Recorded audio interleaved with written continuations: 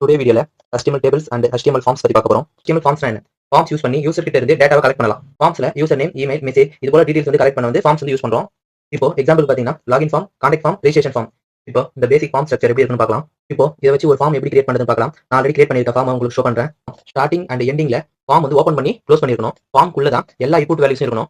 Input take use பண்ணி text box create பண்ணலாம். இதுல user name, email, phone number மாதிரி இன்ஃபர்மேஷன் டைப் பண்ண முடியும். நெக்ஸ்ட் பாத்தீங்கன்னா டெக்ஸ்ட் ஏரியா யூஸ் பண்ணி பிக் மெசேஜ் பாக்ஸ் கிரியேட் பண்ணலாம். இது மோஸ்ட்லி கமெண்ட்ஸ், ஃபீட்பேக், மெசேஜ் எழுத யூஸ் பண்ணுவாங்க. நெக்ஸ்ட் செலக்ட் டேக் யூஸ் பண்ணி டிராப் டவுன் மெனு கிரியேட் பண்ணலாம். யூசர் ஆப்ஷன் சூஸ் பண்ண இதை யூஸ் பண்றாங்க. ஆப்ஷன்ஸ் யூஸ் பண்ணி டிராப் டவுன்ல வர ஆப்ஷன்ஸ் வந்து ஆட் பண்ணலாம். பட்டன் டேக் யூஸ் பண்ணி பட்டன் கிரியேட் பண்ணலாம். இது மோஸ்ட்லி ஃபார்ம் சப்மிட் பண்ண தான் யூஸ் ஆகும்.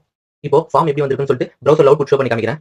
இப்போ பாத்தீங்கன்னா நம்ம கொடுத்த நேம் வந்திருக்கு, பக்கத்துல வந்து இன்புட் ஃபீல்ட் வந்திருக்கு, same email input field, message பாத்தீங்கன்னா டெக்ஸ்ட் ஏரியா வந்திருக்கு, இங்க பாத்தீங்கன்னா டிராப் டவுன் வந்திருக்கு. இதுதான் நம்ம ஆப்ஷன் செலக்ட் யூஸ் பண்ணி நான் உங்களுக்கு சொல்லி கொடுத்துருப்பேன். இதை ஜஸ்ட் கிளிக் பண்ணா உங்களுக்கு 3 ஆப்ஷன் வரும். கிளிக் பண்ணிட்டு நீங்க வந்து நெக்ஸ்ட் சப்மிட் கொடுத்துக்கலாம் பட்டன்ல.